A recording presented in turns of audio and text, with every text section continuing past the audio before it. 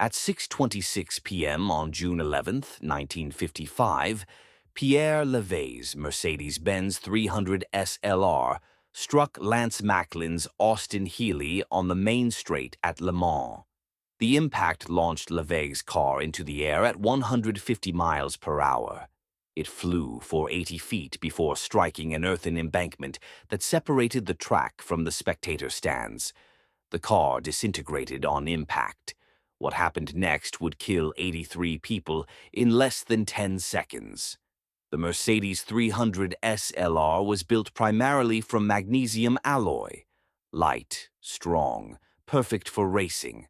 Also pyrophoric.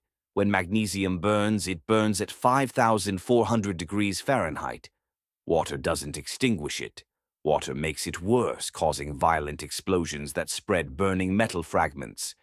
The French marshals at Le Mans didn't know this. When Levay's car exploded into flames, they did what firefighters are trained to do.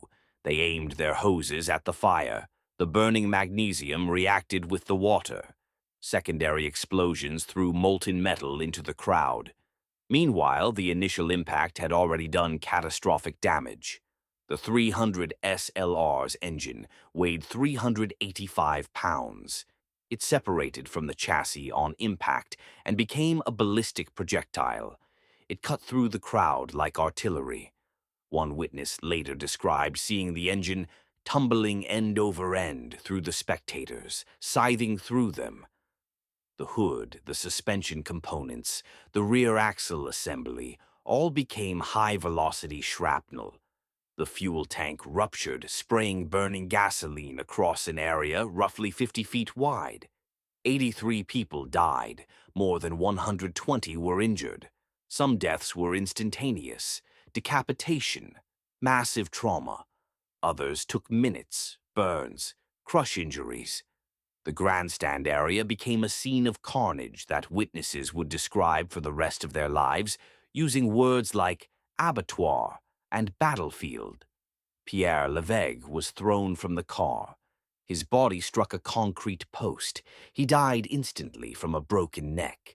He was 49 years old. He had been racing for 24 hours straight, sharing driving duties with his co-driver John Fitch.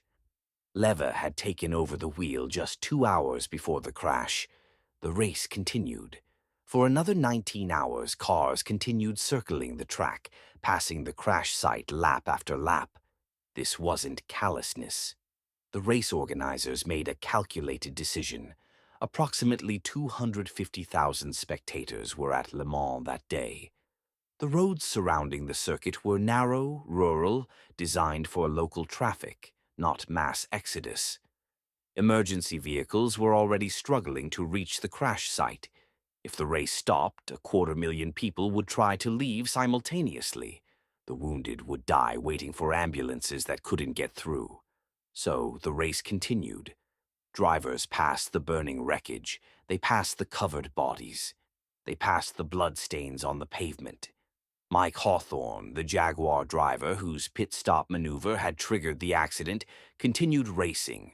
He would later say that his hands were shaking so badly he could barely hold the steering wheel, but he kept racing because he was told to. Juan Manuel Fangio, driving the second Mercedes, continued racing. He was leading. Behind him, his teammate Carl Kling was running second.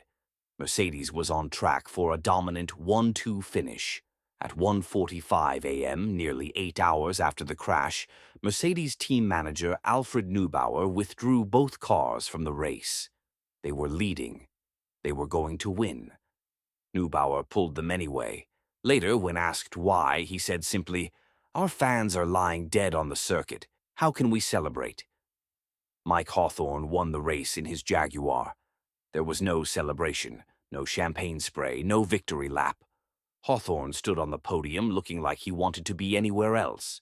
He would later describe that victory as the most hollow of my career. The crash wasn't singular bad luck or unfortunate timing. It was the inevitable result of a sport that had prioritized speed over safety for decades. The 1955 Le Mans circuit used public roads that dated back to the 1920s. The track ran through the French countryside, connecting existing roads with minimal modification. The main straight was originally a departmental highway. The spectator areas were built in the 1920s and 1930s, designed for cars that topped out at 80 or 90 miles per hour. By 1955, the top cars were hitting 180 miles per hour on the straight. The Mercedes 300 SLR could reach 186. The Jaguar D-Type could hit 178. These speeds were nearly double what the track was designed to handle. But speed wasn't the only problem. The pit entry created a lethal hazard. To enter the pits, drivers had to brake hard and turn right immediately after a flat-out section. This meant cars were decelerating from 180 miles per hour to 40 miles per hour in a very short distance, while other cars were still approaching at full speed behind them. There was no deceleration lane, no runoff area, no safety barriers. The pit wall was a simple embankment of earth topped with a low metal fence. That's what remains of the deadliest day in motorsport's history. Their deaths bought safety measures that have saved thousands of lives since. It was a price that should never have been necessary. But their legacy endures every time a driver walks away from a crash that would have killed him in an earlier era. That's not comfort to the families who lost loved ones in 1955, but it's the only meaning that can be salvaged from a senseless tragedy.